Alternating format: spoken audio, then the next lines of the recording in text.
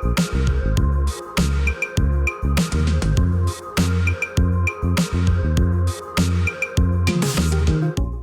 we are doing some deal killers, and this one would be what we're calling unrealistic expectations. Buyer's edition. I am Chip. I am Adam. What we're thinking about doing is talking about seller financing. And as you know, Adam, we use seller financing to close out deals or to structure the deal ahead of time. You know, basically, we're trying to have that seller, he's going to issue, right, a credit promissory note to a buyer. Hey, there's a certain percentage that the buyer's willing to put down or a bank's going to put down, and then the remaining we're going to go ahead and work out a seller note. So you had an interesting email the other day, and kind of let's rip into that and then let's discuss. Yeah, absolutely. It seems to be a popular thing going around lately, as I'm sure you've seen yourself. Love the internet. We get those calls and emails quite often, more and more as time keeps going on, with all the good stuff out there these days, right? Hey, it's starting to become cool with what we do. We're starting to show up on the radar. Buying a business is a cool thing now. That is an upside to it. I love, the buzz on the internet, but it's creating certain scenarios, and I love this one. Yeah, so this gentleman, he's on the hunt for remote absentee businesses. Okay, he wants 0% down, zero money down at the closing table, and he wants the seller financing portion to be 100%. Financing the whole thing. The Seller's entire on the hook. thing. Sellers on the hook, all of it. Yeah. Okay. What else are you looking for? On top of that, this one I don't see as often, but he's looking for a salary for 3 years. And from that salary, he will use it to pay back the loan. He'll chip away at it over the 3 years. And there was no terms or interest rate discussed, so we haven't gotten there yet. And this was for a $150,000 cleaning business. Yes, but it gets better. The more he can buy using this philosophy, the more he can chip away at the loans. So he's looking to do a roll-up of these.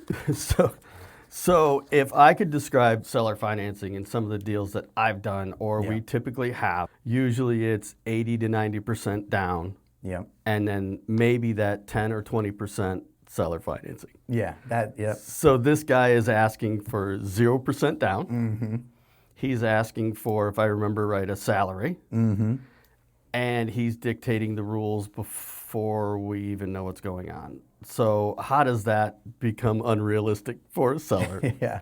So I actually wanted to pull real data, right? Because we can spitball and say whatever, but I was like, let me go look, as we being members of the BBF, Business Brokers of Florida, we pay our dues and we actually have real data on these things. Yeah. So I went and looked at the last year of sold businesses, okay, in different categories, different sizes.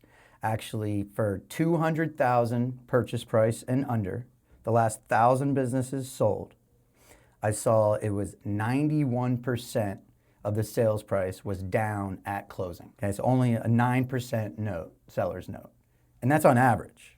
Right. So that means the bulk are 100% down.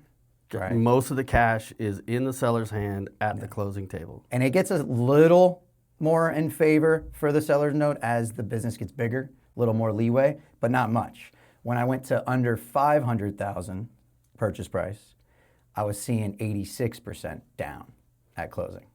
Okay, so it came down 3% as the business got a little bigger. Then I went to 5 million purchase price, and it came down even a little bit more. Yeah. So help me out or help everybody out. So seller financing, all the money down. Like if I pay 80% down on a business, I take out a seller note with the seller can then claw back on what with me or what with the business. Mm-hmm. What can they go after? Oh, well, yeah, there's going to be a lien on the business, on all the assets. Right, so they're going to be able to, the seller can go ahead and claw those things back. Yes.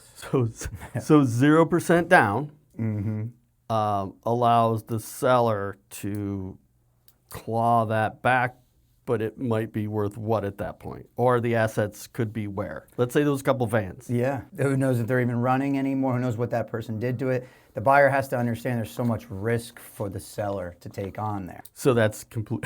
Yeah, it's very, very unlikely, unreasonable. it just doesn't really happen. I mean, we went through some stats, maybe. Yeah, my own stats, right? Yeah. So I've been doing this I've got over 100 deals that I've done over the last 6 Wow, or so yeah. years. And 20% of my deals, actually it was 22% of my deals, they had no more than 20%. Most of them had between 5 and 10% seller financing. Yeah. So it was a teeny tiny little chunk. So you could argue out of 100 deals, not one of them was even close to that email. Not even 50-50 seller note. Wasn't over 80%. Yeah, that's crazy. Yeah. And then I went and looked at my last 30 deals I've done.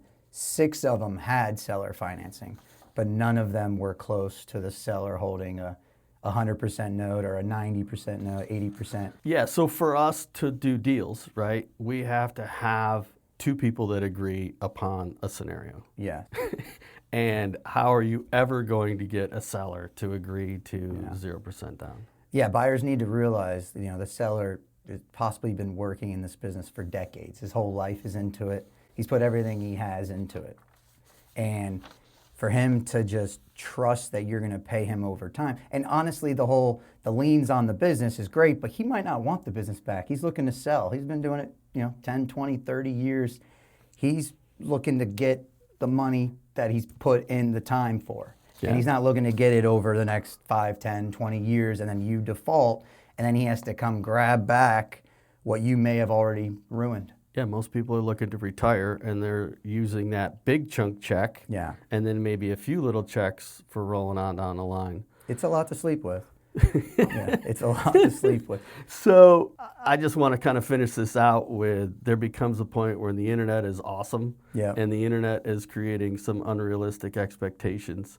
But how would you flip that? Like, how would you take that as to, hey, I could still use seller financing to work a deal, or hey, I can get creative on things. Yeah, it's definitely a good tool for both parties. I think the business broker having that talk with his seller, okay, each situation is different, but what is the value of your assets? That is the one thing that'll kind of hold true if somebody was to stop paying and you were to claw back at, with the lien. Tally up what is the value of your equipment, your trucks, depending on the business. And then maybe you're okay holding that much of a seller's note. Yeah, you've had some tree businesses and stuff with a lot of equipment that you can go ahead and claw those back. You could sell them and you can Yeah, move so on. exactly about, usually with 10 to 20% seller note, so like 80 to 90% down. Yeah. And then 10 to 20% seller note seems to be a common theme. But looking to flip that to where it's 10 to 20% down and then 80 to 90% seller note, it's just unrealistic. I love our talks. I love our emails. Yeah. So we're going to work next time on the seller's edition, Oh, there's some there too. Yes. and we'll catch you next time.